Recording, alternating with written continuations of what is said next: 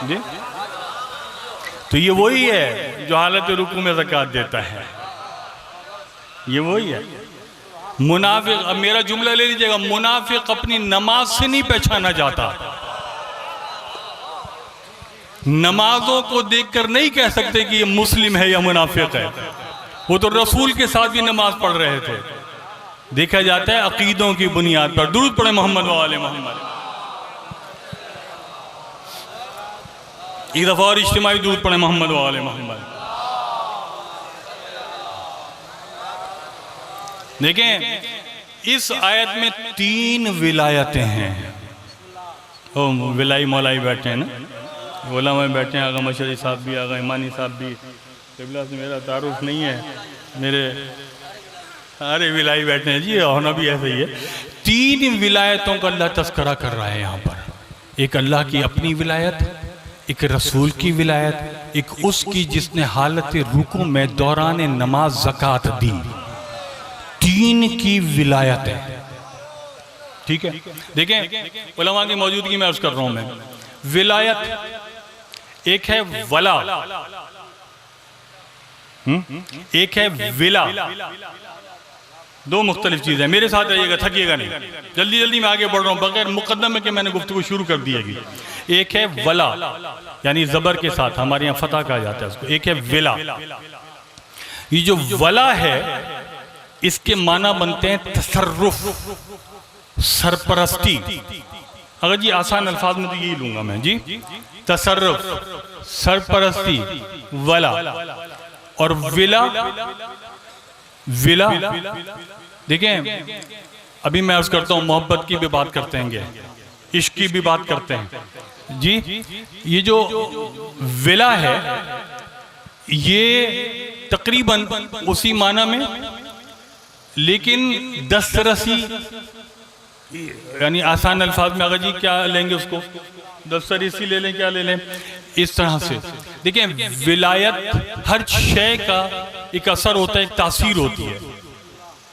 विलायत की भी तासीर है, उसका असर है। मेरे साथ सफर कीजिएगा बड़े गौर से। उसकी भी तासीर है, असर है। कभी किसी शय में 2 तरफा तासीर होती है, 2 तरफा तासीर होती है। ये उसके असर को लेता है, वो उसके असर को लेता है जी। मेरे साथ 2 तरफा तासीर होती है। मोहब्बत में भी 2 तरफा तासीर होती है। मेरे साथ सफर कीजिएगा जी। विलायत में 2 तरफा तासीर है। अगर हम वला के माना लें या विला के माना लें, तसर्रुफ के लें, सरपरस्ती के लें, दस्तरसी के लें, अगर हम इन सबको जमा कर लें, बनता है विलायत, ठीक। इसीलिए गदीर खुम पर पाक पैगंबर ने कहा था, जिसका मैं मौला उसका ये अली मौला है ना। ये तो ज़हन में, उसका ये अली मौला, यानी जिस चीज पर, जुमले भी हैं, खुतबे के जुमले हैं, बाकायदा जुमले हैं, कि जो तुम्हारी जानों पर हक के तसर्रुफ मैं रखता हूं, ये अली भी रखता है।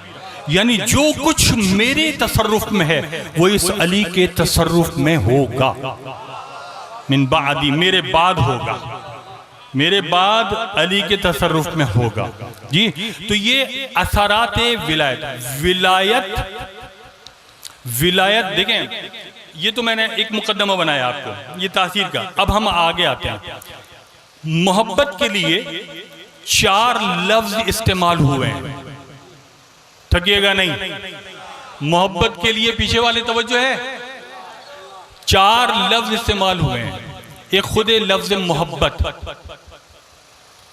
एक मवद्दत, एक विलायत, एक इश्क। तवज्जो कर रहे हैं शाहजी, एक मोहब्बत, एक विलायत, एक मोहब्बत, एक मवद्दत, एक विलायत, एक इश्क। मोहब्बत, उन्स के राबते को मोहब्बत कहते हैं। ये मोहब्बत कभी ख्वाहिशात नफसानी की बुनियाद पर होती है, कभी अक्ल की बुनियाद पर होती है। मेरे जुमले लीजिएगा, कभी ख्वाहिशात नफसानी की बुनियाद पर होती है, कभी ये अक्ल की बुनियाद पर होती है, ख्वाहिशात नफसानी की बुनियाद पर जो होती है वो आप लोग देखते रहते हैं, वो मोहब्बत मुशाहिदा करते रहते हैं। लेकिन जो अक्ल की बुनियाद पर होती है वहाँ मामला आता है मारिफत का। जैसे जैसे मारिफत बढ़ती जाती है मोहब्बत बढ़ती जाती है। फिर न सैलाब नजर आता है, न बोर्ड के मसाइल नजर आते हैं, फिर हमारे पास वीडियो क्लिप पहुंचते हैं कि इतना इतना पानी है लेकिन जबानों पर है या हुसैन। मैं कुछ अर्ज कर रहा हूं जी। तो मोहब्बत, मवद्दत, विलायत, इश्क, मोहब्बत उनसी राबिते को कहते हैं। अगर ये अक्ल की बुनियाद पर होगी तो ये मार्फत के साथ होगी। जब ये मार्फत जैसे जैसे बढ़ती चली जाएगी वैसे वैसे मोहब्बत में इजाफा होता चला जाएगा। हो गया यहां तक जी। अब आ जाए जनाब, अगर मेरा जुमला लीजिएगा, देखें वो जो आप आयत पढ़ते हैं उसकी मैं तर्जुमानी करूंगा यहां पर। मोहब्बत में, मोहब्बत समझ आ गई, उनसे राब्ता, उनका राब्ता दो तरफा तासीर के साथ। अगर इस मोहब्बत में अमल शामिल हो जाए तो बनती है मवद्दत। अगर जी आसान अल्फाज में कह रहा हूं, बिल्कुल आसान अल्फाज में, कोई मैं इल्मी गुफ्तगू में भी नहीं जा रहा। अगर इस मोहब्बत में अमल आ जाए, अमल, जुमला ध्यान में रखिएगा, जैसे जैसे मार्फत बढ़ती है मोहब्बत बढ़ती है, मोहब्बत में अमल आ जाए तो बनती है मवद्दत।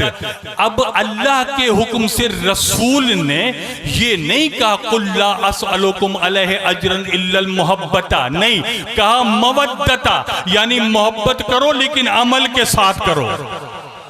तो बात तो हो गई जी, तो बात तो हो गई। फिर इसका मकसद ये हुआ कि हमारे पास जो मोहब्बत है वो उनके हुक्म के मुताबिक मवद्दत के साथ यानी अमल के साथ होनी चाहिए। अगर अमल होगा तो बनेगी मवद्दत। सवाल जो अजर रिसालत का है वो मोहब्बत नहीं है, हम तर्जुमा मोहब्बत करते हैं, मवद्दत है। यानी मवद्दत रखने वाला वही होगा जिसके दिल में विलायत अली भी होगी और सीरत अली भी होगी। दुरूद पढ़े मोहम्मद वाले मोहम्मद। एक दफा और इज्तिमाई दुरूद पढ़े मोहम्मद वाले मोहम्मद। हो गया।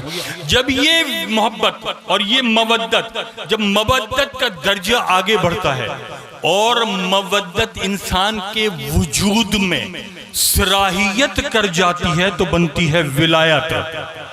जब ये मोहब्बत और ये मवद्दत अमल की सूरत में आकर इंसान के वजूद की सराहियत कर जाए, वजूद में सराहियत कर जाए, ऐसे सराहियत कर जाए कि यहां पर ठोकर लगे, जबान से निकले या अली, यहां तकलीफ पहुंचे निकले या हुसैन।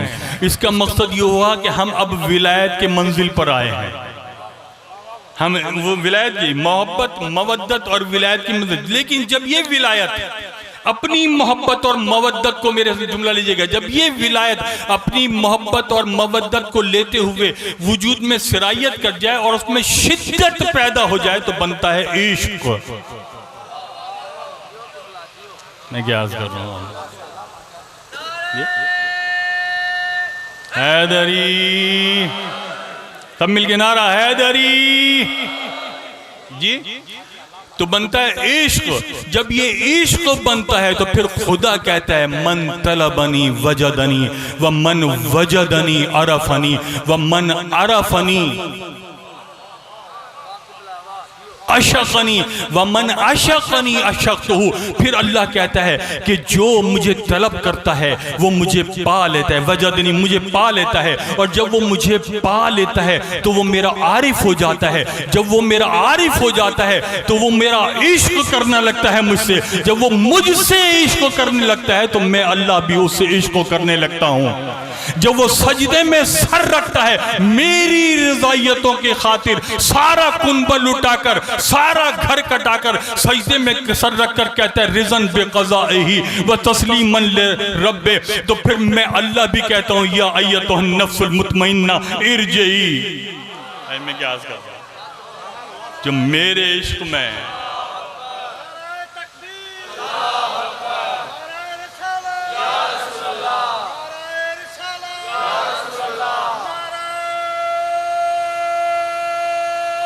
हैदरी। मैं कोशिश कर रहा हूँ जल्दी जल्दी चलूँ ज़रा मैं, ताकि आगा के आने से पहले कुछ न कुछ मैं अपनी खिदमत अंजाम दे सकूँ। एक दफ़ा मिलकर दूध पड़े मोहम्मद वाले मोहम्मद। देखें विलायत, ये जो विलायत है ये इतनी अहम है क्यों? अगर हम गौर करें इस विलायत पर तो निज़ाम कायनात इस ही पर मुनहसिर है। निज़ाम कायनात इस विलायत, वहदानियत, तौहीद, नबुवत, इमामत और विलायत, इस पर मुनहसिर है निज़ाम कायनात। इसलिए इतनी इस पर ताकीद की गई है। मौला बाक़िर इस्लाम क्या फरमाते हैं? मौला फरमाते हैं बुनियल इस्लाम अला खमसत अशिया, इस्लाम की बुनियाद, इस्लाम की बुनियाद 5 चीज़ों पर है। अस्सलात वज़्ज़कात वस्सौम वल हज वल विलायत। अरे मैं क्या कह रहा हूँ, मेरे साथ रह रहे हैं, सफर कर रहे हैं नहीं कर रहे हैं जी? हैदरी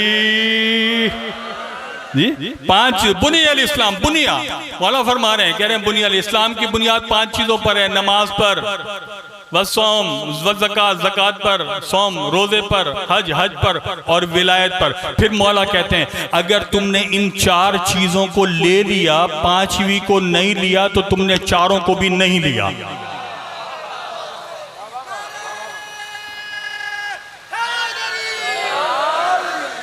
हाँ जुमले मौजूद हैं, मना अखज़ा अरबा, ये 4 चीज़ों को अगर तुमने ले लिया लेकिन खामिज को नहीं लिया, 5वीं चीज़ को नहीं लिया तो तुमने 4 को लिया ही नहीं। क्यों? इसलिए कि इस विलायत पर निज़ाम कायनात है।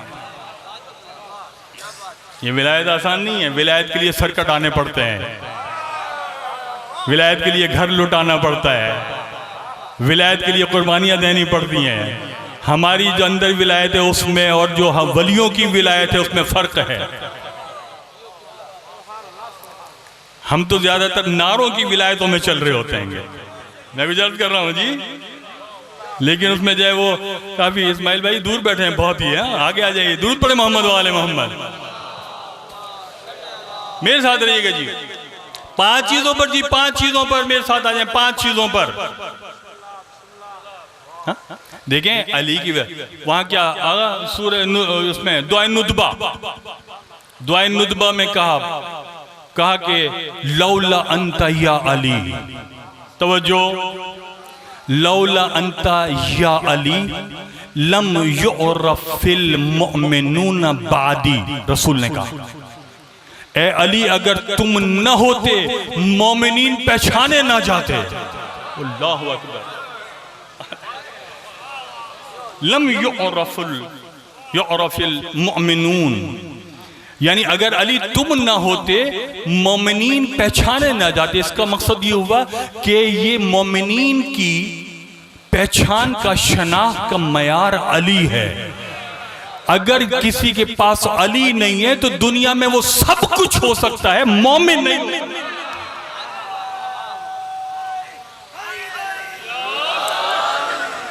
सब कुछ हो सकता है वो, लेकिन वो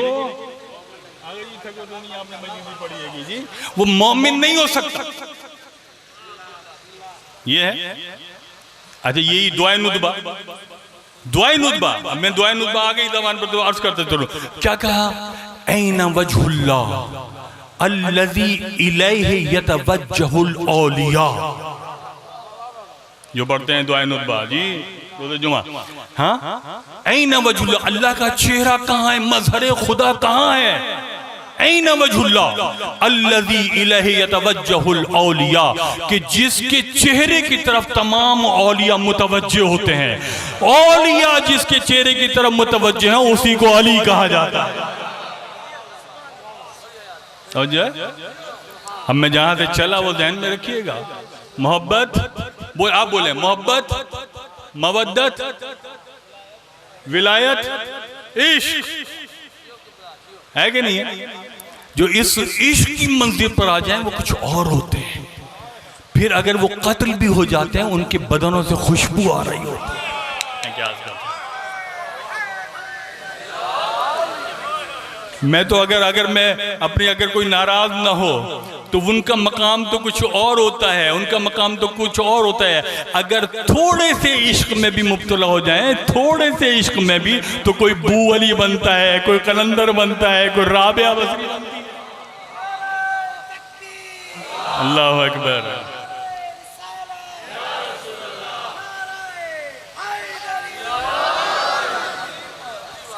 जी थके तो नहीं? विलायत के लिए कुर्बानी देनी पड़ती है, सरेदार बोलना पड़ता है। अब मैं इशारों में बहुत सारी बातें कर रहा हूं मैं, क्योंकि जल्दी सरेदार चढ़ना पड़ता है जी। कहां से निकालेंगे अली को, कहां से हटाएंगे विलायत को?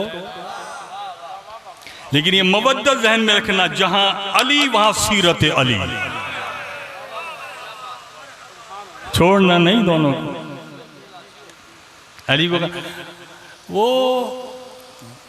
हाकिम शाम ने इब्ने अब्बास को बुलाया। अगर ये चीज ध्यान में आ रही है मेरे पास, तारीख कवर रखा। हाकिम शाम ने इब्ने अब्बास को बुलाया और कहा, इब्ने अब्बास, अब मजमा लगा हुआ है ना, दरबार था ना। हाकिम शाम ने इब्ने अब्बास को बुलाया, इब्ने अब्बास कहा जी, कहा मैंने सुना है कि तुम अली के फजाइल बयान करते हो।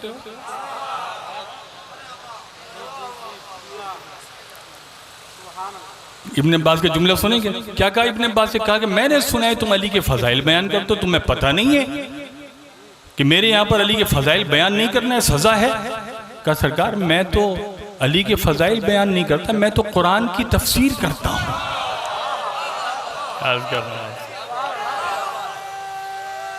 हैदरी कहने क्या मकसद कुरान की तफसीर? कहा मैं तो कुरान की तफसीर करता हूँ, मैं अली के फजाइल का बयान करता हूँ। देखिए ये कैसे लोग हैंगे, मैं तो तफसीर करता हूँ, मैं कुरान की तफसीर करता हूँ, अली के फजाइल क्या बयान करता हूँ। कहा कि बस ठीक है, हाँ कुरान की तफसीर करो, लेकिन अली के फजाइल बयान मत करो। अगर कोई आज ये जुमला कहता हुआ नजर आए कि कुरान पढ़ो, अली के फजाइल बयान ना करो, समझ लेना इसका ताल्लुक कहां से है। नाराज ना होना, मेरा सुन्नी शिया मजमा मौजूद है, तवज्जो दिलाते हैं हम लोग, मिंबर से तवज्जो दिलाते हैं ताकि आए पढ़ें, आगे आए पढ़ें। सुन्नी शिया सब मौजूद होते हैं हमारी मजलिसों में, सब पर पाबंदी। हुसैन की वाज़ेदारी पे कोई नहीं रोकता, जिसका दिल चाहे आ जाए यहाँ पर। अच्छा जनाब, क्या मैं तो तफसीर करता हूँ। कहा कि तफसीर करो कुरान की, अली के फजाइल बयान न करो। तो एक दफा इब्ने अब्बास ने भरे हुए मजमे को देखा और देखकर कहा, हाकिम शाम से कहा सरकार अगर मैं कुरान पढ़ते हुए, अगर मैं तवज्जो है, अगर मैं कुरान पढ़ते हुए इन्नमा युरिदुल्लाह लियुज़हिबा अन्कुमुर रिज्सा पर पहुंच जाऊं, तो मैं बगैर अली के इसकी तफसीर कैसे करूं? तवज्जो नहीं कर रहे, मैं क्या कर रहा हूं। हाँ? तो एक दफा आके मैं शाम ने कहा नहीं तो इसको छोड़ दो, इस आयत को, मेरे साथ रहना जो। मैंने कहा कि जैसे ही आगे आएंगे मैं फिर छोड़ दूंगा, क्योंकि जाहिर सी बात उनको फिर आगे भी जाना है, रास्ते खराब होने की वजह से डिस्टर्ब होगा। कहा कि जनाब क्या अगर मैं इन्नमा वलियुकुमुल्लाह पर पहुंच जाऊं, वो इन्नमा युरिदुल्लाह पर पहुंच जाऊं, तो फिर क्या इसको छोड़ दो? कहा ठीक है, मैं कुछ कह रहा हूं, मेरे सुन्नी शाह भाई बैठे हैं। कहा कि अच्छा अगर मैं कुरान पढ़ते हुए इन्नमा वलियुकुमुल्लाह व रसूलुहु वल्लज़ीना आमनु अल्लज़ीना युक़ीमूनस सलाता, इस पर पहुंच जाऊं, तो अली के बगैर इसकी तफसीर कैसे करूं? हैदरी क्या इसकी तफसीर कैसे करूं? अल्लाहुम्मा सल्ली अला मुहम्मद, सब मिलके दूध पढ़े मोहम्मद वाले मोहम्मद। मेरे साथ रहिएगा, जल्दी जल्दी आगे बढ़ रहा हूं मैं, बगैर गैप के आगे बढ़ रहा हूं जी। कहा कि इसकी तफसीर कैसे करूंगा? कहा इसको भी छोड़ दो, क्या जरूरत है इसकी तफसीर करने की? कहने अच्छा अगर मैं कुरान पढ़ते हुए वातसिमु बिहब्लिल्लाहि जमीअन पर पहुंचूं, जबकि मुझे और तुझे मालूम है कि रसूल ने अली को हब्लुल्लाह कहा है, अल्लाह की रस्सी कहा है, तो मैं इस तक पहुंचूं तो बगैर अली के इसकी तफसीर कैसे करूं? कहा इसको भी छोड़ दो। और जो नहीं फरमा रहे हैं, मैं कोई एक इशारतन किनायतन चबा चबा के कुछ बात करना चाह रहा हूँ मैं। कहा कि इसको भी छोड़ दो। कहा कि अच्छा इसको भी छोड़ दिया। कहा कि अगर मैं कुरान पढ़ते हुए साला साइलुन बेअज़ाब बिन वाक़ईन पर पहुंच जाऊं, तू भी जानता है मैं भी जानता हूं कि हिज्जतुल विदा के बाद गदीर खुम के बाद ये आयत नाजिल हुई और हारिस बिन नौमान पर विलायत अली के इनकार पर अजाब नाजिल हुआ और वो मर गया। अब मुझे बता साला साइलुन की अगर मैं तफसीर करूं तो बगैर अली के कैसे करूं? कहते हैं इसको भी छोड़ दो। कहा अगर मैं इसको भी छोड़ दूं, अगर मैं कुरान पढ़ते पढ़ते अम्मा यतसाअलूना अनिन नबाइल अज़ीम तक पहुंच जाऊं, नबाइल अज़ीम तक पहुंच जाऊं, नबाइल अज़ीम खबर अज़ीम तक पहुंच जाऊं, तो तू मुझे बता कि मैं अली के बगैर इस आयत की तफसीर कैसे करूं? कहा इसको भी छोड़ दे। कहा अगर मैं इसको कुरान को पढ़ते पढ़ते या अय्युहर रसूल बल्लिग मा उन्ज़िला इलैका मिन रब्बिक तक पहुंच जाऊं, तो अली के बगैर इसकी तफसीर कैसे करूं? कहा इसको भी छोड़ दे। कि अगर कुरान पढ़ते हुए मैं अल यौम अकमलतु लकुम दीनकुम व अतममतु अलैकुम नेमती तक पहुंच जाऊं, तो अली के बगैर इसकी तफसीर करूं तो कैसे करूं? कहा इसको भी छोड़ दे। तो कहा फिर तू ही बता मैं क्या पढ़ूं? मैं क्या कर रहा हूं? कभी तू ही बता क्या पढ़ूं? हैदरी तू ही बता फिर मैं क्या पढ़ूं? कहा कि तुम सूरह ज़िलज़ाल पढ़ो। कहा सूरह ज़िलज़ाल? कहा वो तो अली के फजाइल से भरी हुई है। तवज्जो नहीं फरमा रहे भाई। एक आयत पढ़ी, दूसरी पढ़ी, कहा ये भी छोड़ दो, वो भी छोड़ दो, तीसरी भी छोड़ दो, 10वीं भी छोड़ दो। कितनी मैंने तो चंद एक आयत बयान की है। कहा सूरह ज़िलज़ाल पढ़ो। कहा वो तो अली के फजाइल से बड़ी भरी हुई है। कहा वो कैसे भरी हुई है? कहा तूने सुना नहीं मदीने में ज़लज़ला आया था, लोग आ गए थे तो बहुत सारे थे तो बड़े बड़े, लेकिन अली के पास आए। कहा अली ज़लज़ला आ गया है, हमें मुश्किल कुशाई करो। तो कहा अली ने क्या किया? कहा अली जमीन पर बैठे, जमीन पर हाथ मार कर कहा था जमीन साकित हो जा। कंबर ने कहा था मुझे मालूम है हुक्म देने वाला अबू तुराब है, हुक्म जिसको मिला है वो तुराब है, तो उसको तो रुकना था। कहा कि फिर वो क्या हुआ? कहा वहां लोगों ने जो मुफस्सिरान कुरान थे, जो हदीसों को समझते थे, उन्होंने कहा कि वो जब भी हम इस सूरा को पढ़ते थे हम सोचते थे वक़ाल इंसानो मालहा, वक़ाल इंसानो मालहा, वक़ाल इंसानो मालहा, कि वो इंसान कौन होगा जो इस जमीन से सवाल करेगा। आज पता चल गया कोई और नहीं, अबू तालिब का बेटा अली होगा।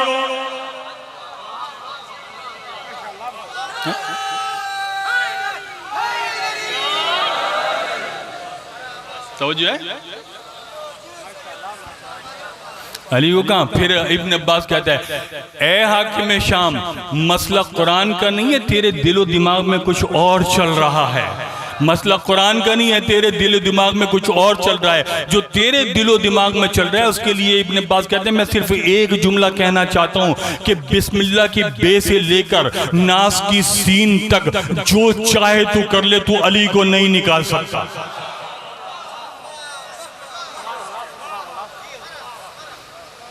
कुरान को अल्लाह ने अली का कसीदा भी बनाया है, अली की सीरत भी बनाया है। हम उसकी विलायत को भी लेके चलते हैं, उसकी सीरत को भी लेके चलते हैं। अली की विलायत ऐसी नहीं है, वो आपने सुना होगा ना, वो कि जो भी जन्नत में दाखिल होगा, पुले सरात से गुजरेगा, उसके हाथ में क्या होगा? हाथ में क्या होगा? बोले कुछ बोले, उसके हाथ में क्या होगा? परवाना होगा। ऐसा ही है ना? यकीन है? पक्का? बिल्कुल। आ गया जनाब एक शख्स मौला सादिक के पास और आकर बैठा, जल्दी जल्दी पढ़ रहा हूं मैं जी, आकर बैठा और आकर बैठकर कहा मौला मेरे एक सवाल है। कहा करो। कहा कि हमने सुना है कि रसूल ने कहा है कि जो भी पुलिस रात से गुजरेगा वो गुजर नहीं सकता जब तक कि उसके हाथ में अली का नामा ना हो। तो मौला सादिक ने कहा कि तुझे कोई शक है? कहा नहीं शक नहीं है, लेकिन सवाल है। कभी सवाल क्या है? होगा। मौला सादिक फरमाते हैं होगा। कहा अच्छा आदम के हाथ में?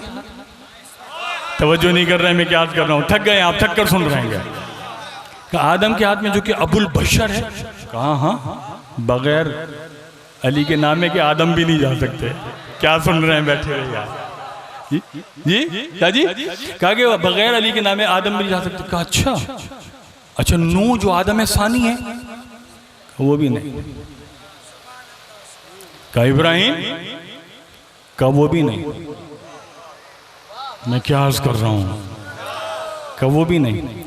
खामोश हो गया, खामोश हो गया, उठकर जाने लगा। सुने, उठकर जाने लगा। एक दफा मौला सादिक ने कहा रुक, कहां जा रहा है? कहा बस मैं जा रहा हूं। कहा नहीं, वो जो तेरे दिलो दिमाग में सवाल रह गया है वो भी तो कर। अब समझ गया कि इनके दिलों से बातें छुपती कब है। आगे बैठ गया, लोगों को देखा। भाई बहुत से लोगों का हाजमा खराब होता है ना, परेशान हो जाते हैं। लोगों को देखा और देखने के बाद हाथ जोड़कर कहा कि हत्ता रसूलुल्लाह, अल्लाह अकबर। तो मौला सादिक ने कहा हत्ता रसूलुल्लाह। मेरे सुनिए शाह भाई, नाराज नहीं होना। कहा हत्ता रसूलुल्लाह, कहा हत्ता रसूलुल्लाह। फिर वो खामोश होकर सर झुका के बैठा। तो इमाम ने कहा तुझे परेशानी क्या है? अगर तू परेशान है तो सुन कि अल्लाह ने किसी नबी को खल्क नहीं किया जब तक कि उसने अपनी तौहीद, मोहम्मद की रिसालत और अली की विलायत का इकरार नहीं ले लिया। किसी नबी को खल्क नहीं किया। जब नबी की अली की विलायत के इकरार के बगैर उसको नबूवत और रिसालत नहीं दी तो नामा क्या चीज है? क्या अर्ज कर रहा हूं? ये नामा क्या चीज है? नामा होगा तो वो आगे जाएगा, अगर नामा नहीं होगा तो आगे भी नहीं जाएगा। है कि नहीं है?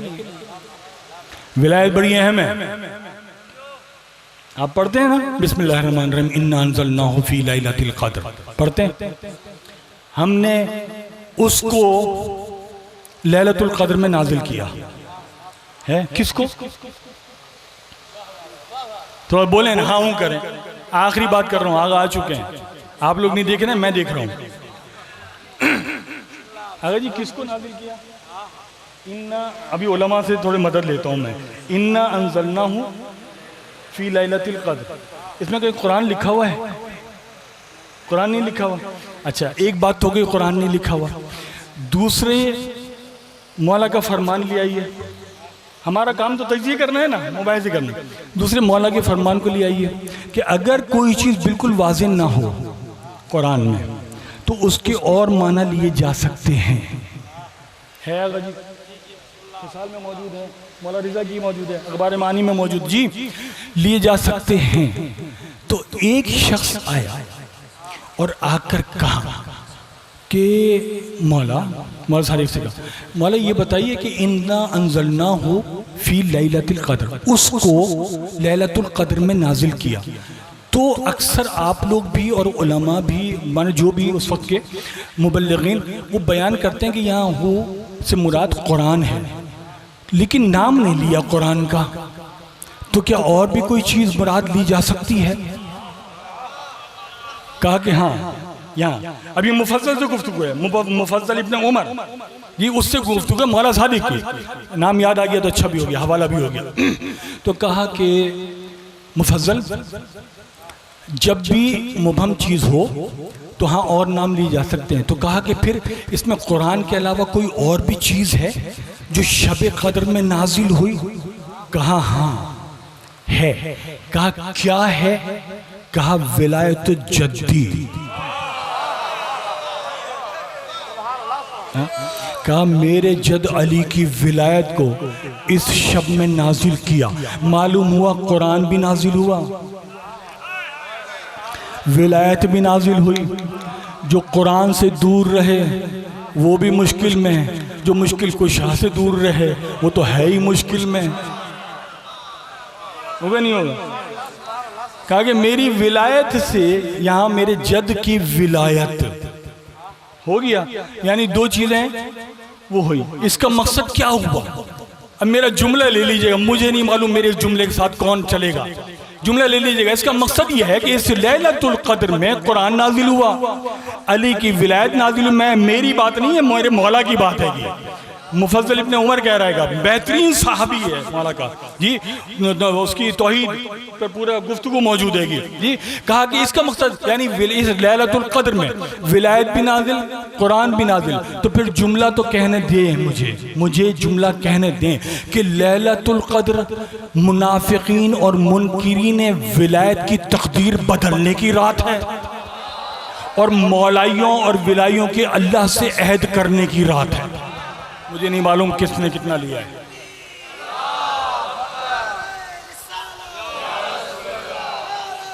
हैदरी है?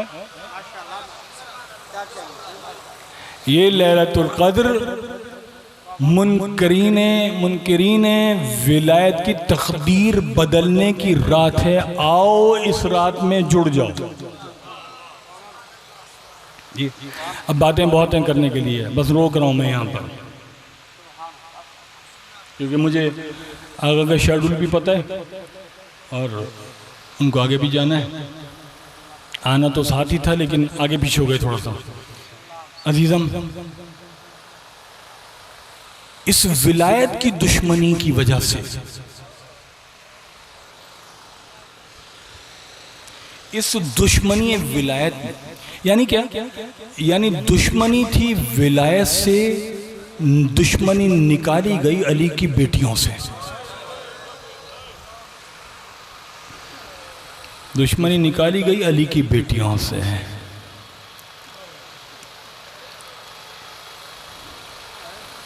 अली की बेटी ने कितने जुल्म देखे। ओनो मोहम्मद के लाशें आए, अल्लाह का शुक्र अदा किया। अकबर का लाशा आया, सब्र किया। लेकिन फिर हुसैन, देखें मौला हुसैन जब आखिरी वक्त गए ना, फिर मौला हुसैन ने जुमले कहे थे कि मैंने अपनी सारी हुज्जतें तमाम कर ली। तुमने मेरे अब्बास को मार डाला, तुमने मेरे अली अकबर को मार डाला, तुमने मेरे ओनो मोहम्मद को कत्ल कर दिया, तुमने मेरे 6 महीने के असगर को शहीद कर दिया। अब आओ और एक प्यासे की जंग देखो। तलवार को नियाम से निकाला। अब ये जो आपने सुना ना तल्ला ज़ैनबिया, ज़्यादा मसाइब नहीं पढ़ूंगा मैं, अगर आगे आ जाएं तो बहुत अच्छा होगा, अगर मेरी आवाज़ जा रही है तो जी। तल्ला ज़ैनबिया का सुना है ना नाम? इमाम हुसैन जंग करते थे। देखें इमाम है ना, उसको पता है कि खेमे में कौन कौन है। अब कोई रहा तो है नहीं, एक है वो बीमार है, बच्चों की सारी ढारस हुसैन, बच्चों की सारी ढारस हुसैन है जी। मौला हुसैन जंग करते थे और बार बार उस टीले पर आते थे जिस टीले पर जनाब ज़ैनब गई थी। उस टीले पर आते थे और तलवार हाथ में लेकर शुआर बुलंद करते थे, ला हौला वला कुव्वता इल्ला बिल्लाह। फिर जाते थे, जंग करते थे, फिर टीले पर आते थे, ला हौला वला कुव्वता इल्ला बिल्लाह, अल्लाह के अलावा कोई कुव्वत नहीं है। जनाब ज़ैनब और बीबियों के कानों में ये आवाज़ जाती रहती थी, लेकिन जब काफ़ी देर गुजर गई ना और ये आवाज़ जनाब ज़ैनब के कानों में नहीं आई, अब ज़ैनब तड़प गई कि अब मेरे भाई की आवाज़ नहीं आ रही। अब जो ज़ैनब आगे बढ़ी तो उसी टीले पर चढ़ी, जिसे तल्ला ज़ैनबिया कहते हैं। जब चढ़ी वहां पर तो अली की बेटी ने मंजर अजीब देखा।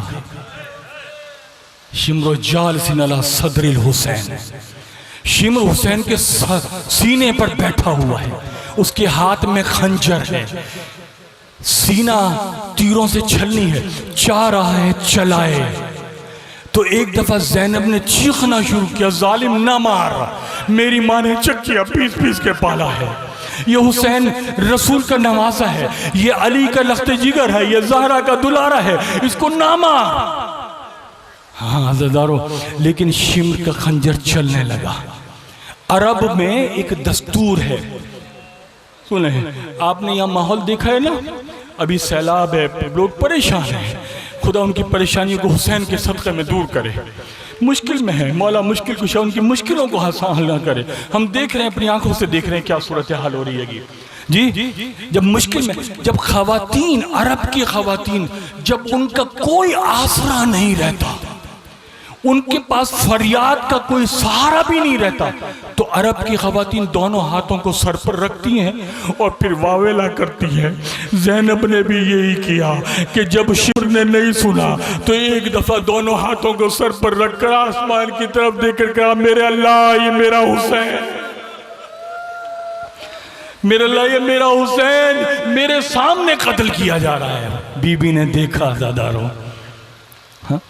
यहां से बीवी चली ना, जब कूफे के दरवाजे पर पहुंची थी तो एक दफा रुक गई थी, बड़ी कोशिश की, आराम से मसाइब पढ़ रहा हूं, बड़ी कोशिश की, बीबी रुक गई। मौला सज्जाद को जब ताजिया ने मारे ना कि अपनी फूफी को कहो आगे बढ़े, मौला सज्जाद आ गया, फूफी अम्मा कूफे में दाखिल हो जाइए। एक दफ़ा आंसू, बहते हुए आंसुओं के साथ ज़ैनब ने सज्जाद को देखा और सज्जाद को देखकर कहा, बेटा सज्जाद, क्या ये वही कूफा नहीं है जिसमें मैं शहजादी बनकर आई थी? कहा बुबी अम्मा वही कूफा है। कहा मुझे बता, मेरे हाथ पसे पुष्ट बंधे हुए हैं, मेरे सर पर चादर नहीं है, लोग जानते हैं मोहम्मद की बेटियां, कैसे चली जाऊं? कहा बुबी अम्मा सब्र करें, फूफी अम्मा सब्र करें। ज़ैनब चली गई, वहाँ बाबे साथ पर पहुंची, रुक गई। फिर मौला सज्जाद आगे बढ़े तो ज़ैनब ने कहा, बेटा मुझे मेरे बाबा ने आखिरी वक्त में कहा था, बेटी ज़ैनब जब बाबे साथ पर पहुंचो घबराना नहीं, मैं अली आऊँगा। बेटा मैं अली का इंतज़ार कर रही हूँ, बाबा का इंतज़ार कर रही हूँ मैं। हाय हाय हाय, मौला हुसैन आपकी अज़ादारी को कबूल फरमाए, इन आंसुओं को कबूल फरमाए, इन आवाज़ों को कबूल फरमाए। कहते हैं ना, जब हुसैन का गिरिया होता है, अल्लाह कहता है इन पर अपनी मेरी बरकतें नाजिल करो। जो भी मुश्किलात में आजकल खुसूसी तौर पर वो इस जिक्र के सदक़े में अपनी मुश्किलात के हल के लिए दुआ करें। हो गया, आ गया शाम, अली की बेटी शाम में दाखिल हुई। सूरत हाल क्या थी? हाथ भी पसे गर्दन बंधे हुए थे, सर पर चादर भी नहीं थी। सही है, लेकिन यहां पर थोड़ा सा मुख्तलिफ था, इसलिए कि जो कोठों पर औरतें बैठी हुई थीं उनके हाथों में पत्थर थे, उनके हाथों में आग थी, यहाँ तक है कि उनके हाथों में आग थी। मौला सज्जाद ने कहा ना, मिनहाल एक सख्त मंजिल वो थी कि जब किसी ने आग, हमारा इम्तिहान था, अल्लाह इम्तिहान ले रहा था, आग असर नहीं कर सकती लेकिन अल्लाह इम्तिहान ले रहा था। कहा कि अल्लाह का इम्तिहान था, किसी ने आग फेंकी, मेरे उस बोसीदा अमामे के दरमियान में आकर वो अंगारा गिरा। मिनहाल मेरे हाथ बंधे हुए थे, मैं उस अंगारे को निकाल भी नहीं सकता था। वहाँ मेरी फूफी चीख रही थी, बेटा सज्जाद, वहाँ मेरी सकीना तड़प रही थी, भैया आपके सर में आग लगी।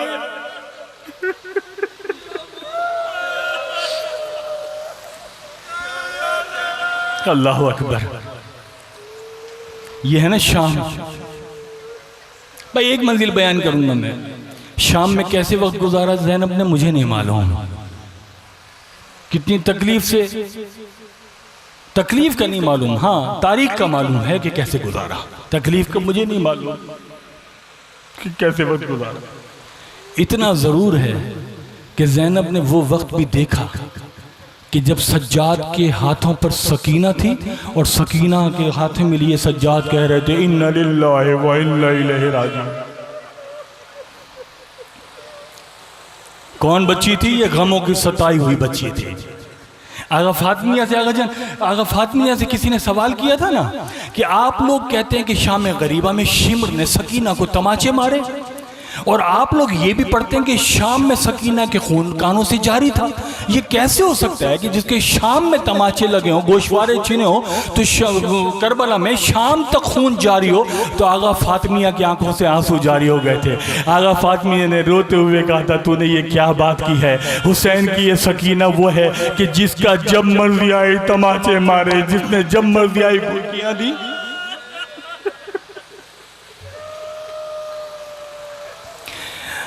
जब रिहाई मिली ना ज़ैनब को, जब ज़ैनब को रिहाई मिली, आ गई करबला। एक मंजिल बस बयान करना चाहूँगा मैं करबला से मरबूत मदीने की।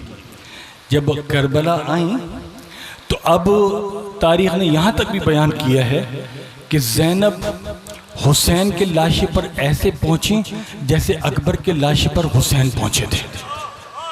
हुसैन की कब्र पर ऐसे पहुंची जैसे अकबर के लाशे पर हुसैन पहुंचे थे।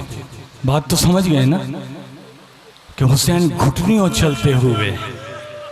ये दो जगह रिवायत मिली ना हमें, एक ये कब्र हुसैन पर ज़ैनब ऐसे पहुंची, एक अपनी माँ की कब्र पर ऐसे पहुंची। जब हुसैन की कब्र पर पहुंची, मुझे नहीं मालूम कि ज़ैनब को एक जुमला, बस आखिरी जुमला अर्ज कर रहा हूं, मुझसे भी नहीं पढ़ा जा रहा, एक जुमला कहने में ज़ैनब को कितना वक्त लगा होगा और ज़ैनब ने कैसे कहा होगा। लेकिन हाँ, कहा जरूर तारीख कहती है, मक्तल कहता है कि ज़ैनब की कब्र पर हाथ रखकर, हुसैन की कब्र पर हाथ रखकर ज़ैनब ने कहा, भैया मैं सकीना को ला ना सकी,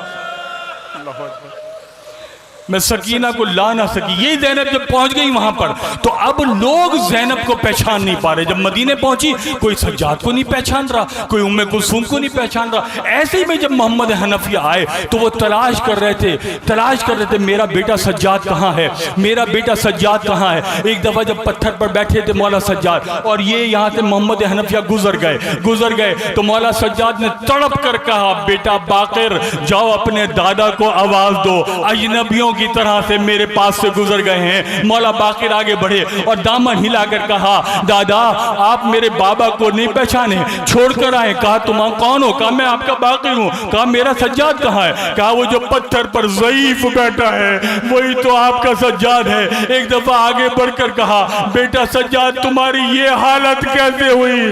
कहा चचा मैं क्या करता, मेरे साथ मेरी पुपियां थी, सरों पे चादर नहीं थी, हाथ बंधे गर्दन बंधे हुए थे, बाजारों में ले जाया गया, दरबारों में ले जाया गया। चचा रोजाना शाम में यजीद दरबार में बुलाता था, मेरे सामने इशारा कर कर कहता था, ये ज़ैनब है, ये कुलसूम है।